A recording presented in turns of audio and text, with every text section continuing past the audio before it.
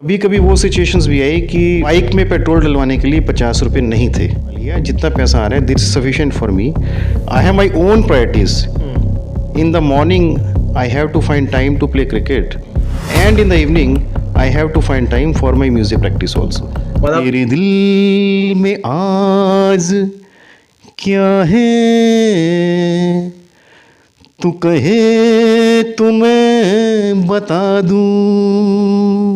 लगातार जिस तरह से हम आपको अलग अलग स्टेटों से लोकसभा की कवरेज और हर स्टेट से, हर जगह से, एक ज़िले से एक ख़ास नायाब चेहरा आप तक पहुंचाने की कोशिश कर रहे हैं, इसी कड़ी में हमें मैं बहुत ज़्यादा शब्द ना कहते हुए अगर मैं कहूं कि इस वक्त हम दिल्ली से लगभग 55 किलोमीटर दूर हैं, मेरठ में।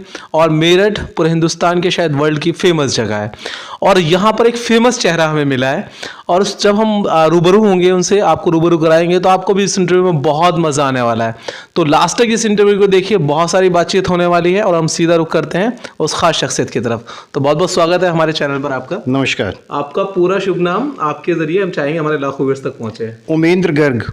हम शुरुआत करेंगे सबसे पहले आपके अपने खुद के ही बारे में कि आप आपके बारे में पता चला है कि आप एक बिजनेसमैन भी हैं, आप एक क्रिकेटर भी हैं, आप एक अगर हम कहें तो बहुत शानदार आप गायक भी हैं और बहुत सारी खासियत हैं। लेकिन हम शुरुआत करते हैं, इतनी सारी चीज़ें और कंटिन्यू रखना ये कैसे पॉसिबल हो जाता है? क्योंकि मैंने अपने 12 साल के करियर में बहुत इंटरव्यू लिए हैं बिजनेसमैन के, मंत्रियों के, सांसदों के, लेकिन you are a very unique personality. Because आप ये कर कैसे पाते हो और अभी भी बहुत रिलैक्सिव आप मूड में, मैंने काफ़ी देर से बात करी आपसे।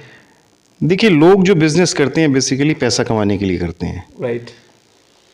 जीवन चलाने के लिए बहुत ज़्यादा पैसे की ज़रूरत नहीं होती। बिल्कुल बिल्कुल। एक सर्टेन स्टेज के बाद बढ़ा हुआ पैसा सिर्फ आपके बैंक में रहता है, आपको एश्योरेंस देता है, आपको सिक्योरिटी देता है, आपको सिक्योर्ड महसूस करवाता है। इस चीज़ के अलावा पैसे का कोई बहुत ज़्यादा रोल नहीं होता। बिजनेस मैंने भी पैसा कमाने के लिए किया, लेकिन उतना ही पैसा कमाता हूँ जितना मुझे ज़रूरत होती है।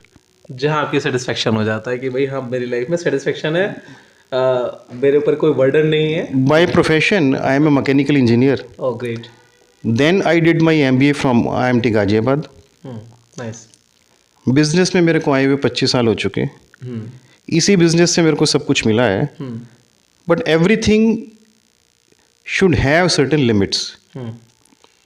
आज की डेट में if you see Anil Ambani या if you see Mukesh Ambani, they are multi millionaires, but they are still running after money which I don't want to do. मुझे जितना पैसा कमा लिया, जितना पैसा आ रहा है this sufficient for me. I have my own priorities. In the morning I have to find time to play cricket and in the evening I have to find time for my music practice also.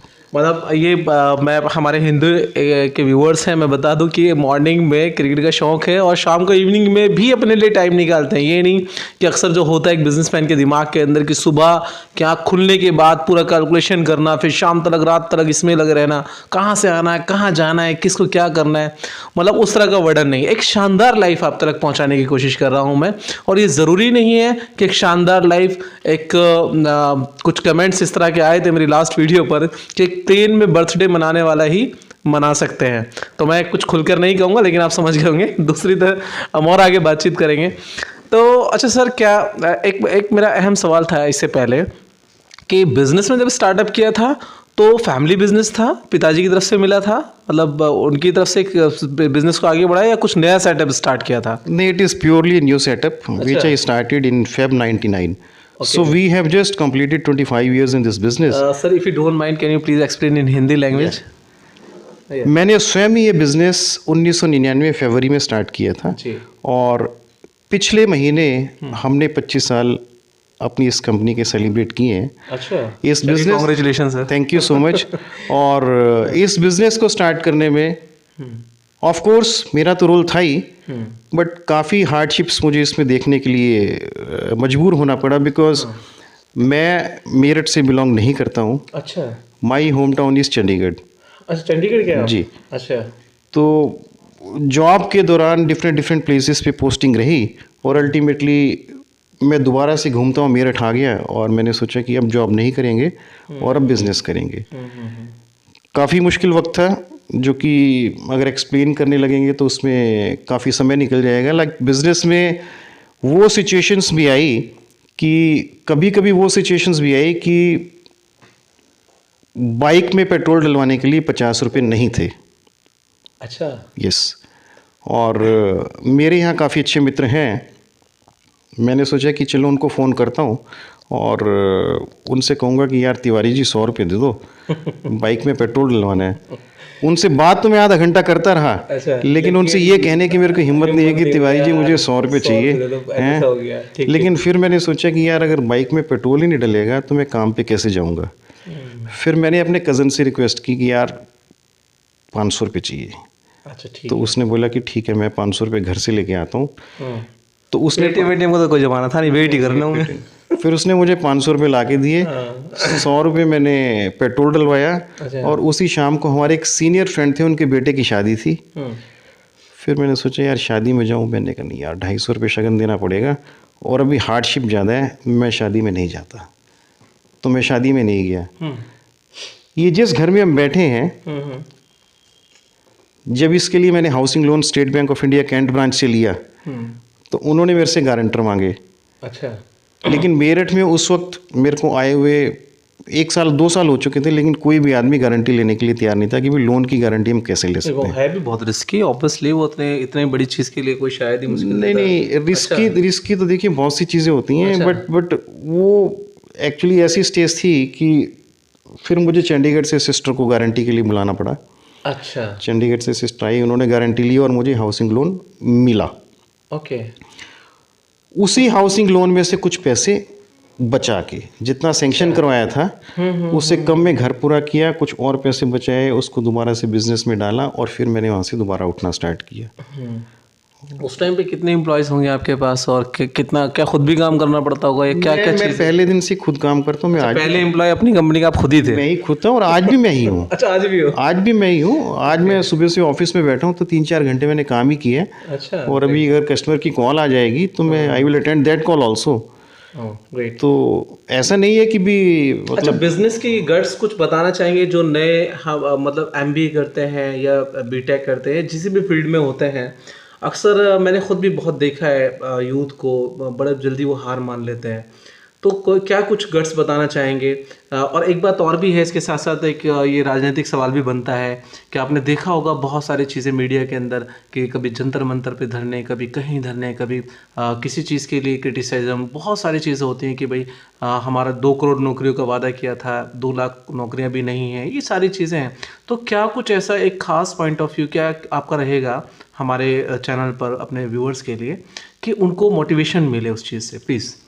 देखिए, business में जो मैंने अभी तक सीखा है, business में एक स्टेज ऐसी आई थी जैसा कि मैंने बताया कि मेरे पास 50 रुपये भी नहीं थे। शायद कोई नहीं और जनवरी 2001 में मेरे साथ ये एपिसोड हुआ था जब मोदी कॉन्टिनेंटल पल्लवपुरम में मेरे 5,77,000 रुपये डूब गए थे 2001 जनवरी में। अच्छा। मैं उस वक्त किराए की प्रॉपर्टी में ही रह रहा था और मेरा कोई सोर्स नहीं था, तभी ये स्टेज आ गई थी। शायद आपकी जमा पूंजी होगी लाइफ भर की? जमा पूंजी नहीं, उस 5,77 में जो मेरा मोदी रबर के पास दब गया था पैसा, उस 5,77 में से 3 लाख रुपया तो मार्केट का था।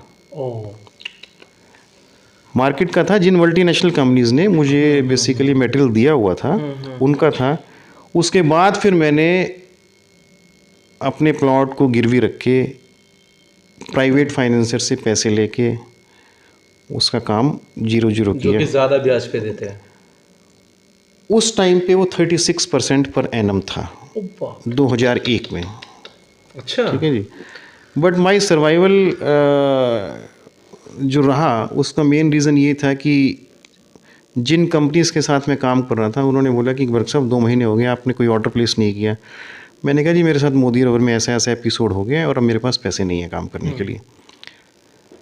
तो उन्होंने आउट ऑफ द वे जाके अपनी पॉलिसीज़ चेंज की। उन्होंने बोला कि गर्ग साहब आप काम करो, हम आपको 45 दिन का क्रेडिट दे देंगे, जो कि कभी किसी को उन्होंने दिया नहीं था।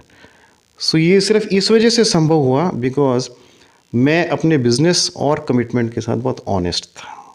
एक सेकेंड सर, देखिए यहाँ पर इस बात से, इस एक्सप्रेशन से एक बात समझ में आती है कि शायद अगर कोई जिसको अपने हुनर के ऊपर यकीन ना हो, अपनी मार्केटिंग पे यकीन ना हो या अपनी मेहनत या ईमानदारी पर इतना कॉन्फिडेंट ना हो, तो शायद वो बिखर जाता, वापस चंडीगढ़ चला जाता, या हो सकता है मेरठ से मुंह छुपा लेता। If you don't mind sir, if I explain your thought, so that's why कि ऐसा हो सकता था। लेकिन नहीं, हिम्मत नहीं आ रही, और उस सिचुएशन में भी क्या बेस्ट हो सकता था, और उसका एक रिवर्ट ये मिला कि 45 दिन का क्रेडिट मिला।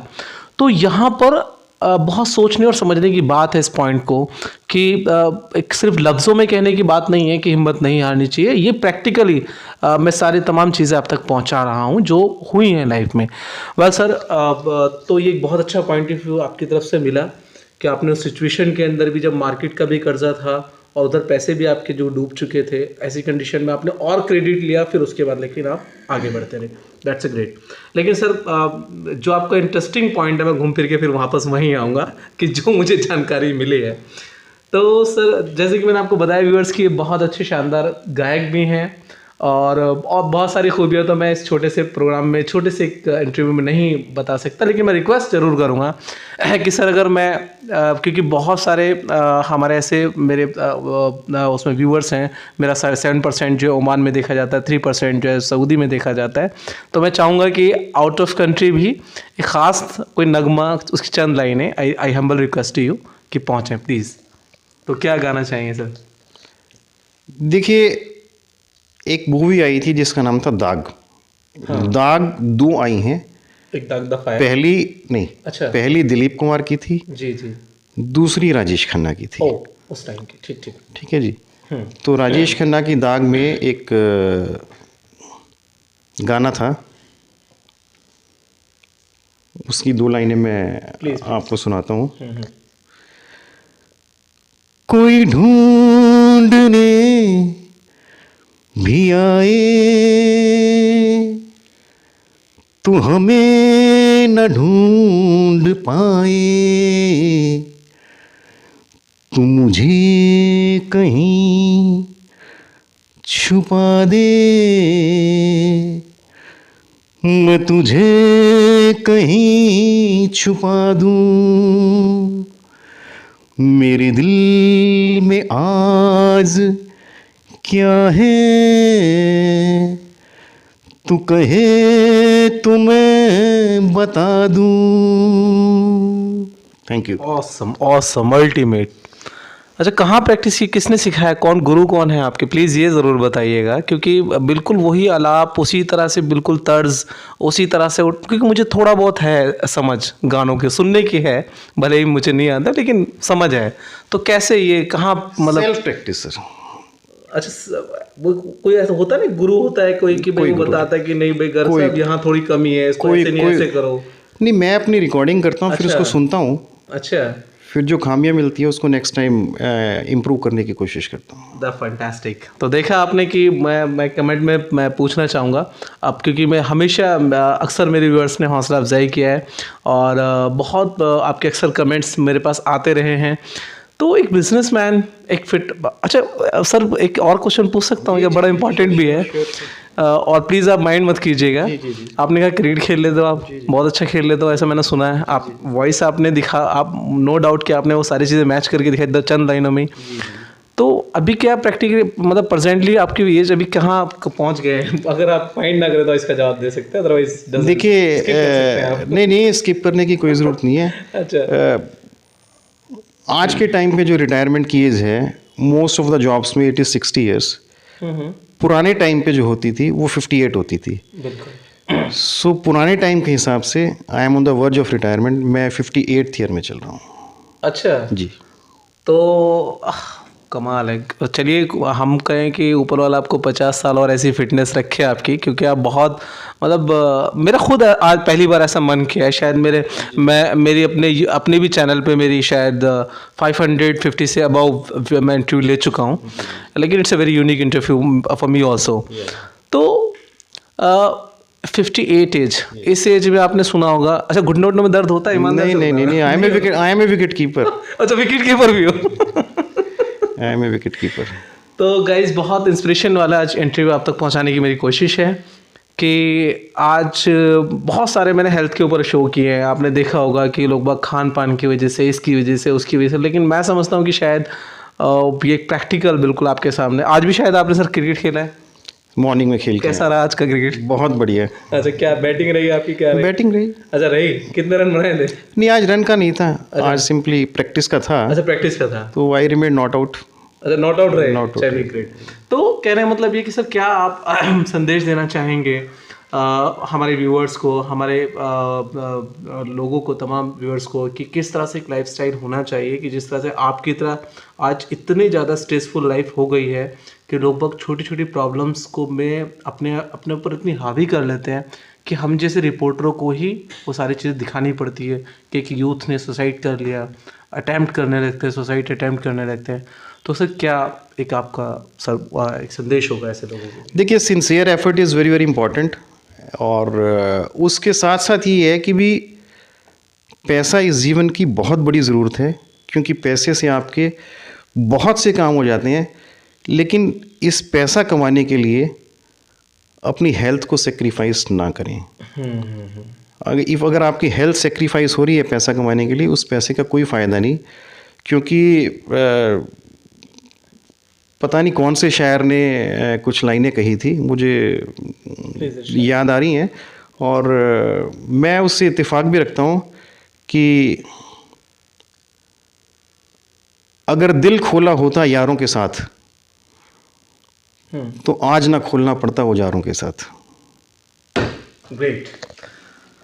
सो गाइस, मुझे उम्मीद है कि इंटरव्यू आपको बेहद पसंद आया होगा, बहुत कुछ सीखने को मिला, और उन दोस्तों को अपने ज़रूर भेजना जो अक्सर आपसे डिप्रेशन की बातें करते हैं, अक्सर इस तरह की बातें, नेगेटिव बातें करते हैं, अक्सर इस तरह की बातें करते हैं या इस तरह के मशवरे लेते हैं कि उनसे बात करना शायद आपको लगता होगा कि यार अगर इससे बात करी तो मेरा भी दिन आज अच्छा जाने वाला नहीं है। ये इंटरव्यू शायद उनके काम ज़रूर आ सकता है। तो आपका एक शेयर, एक कमेंट कहीं ना कहीं किसी के लिए बहुत फ़ायदेमंद हो सकता है। कैमरा पर्सन शुएब आलम के साथ मैं फुरकान, मेरठ।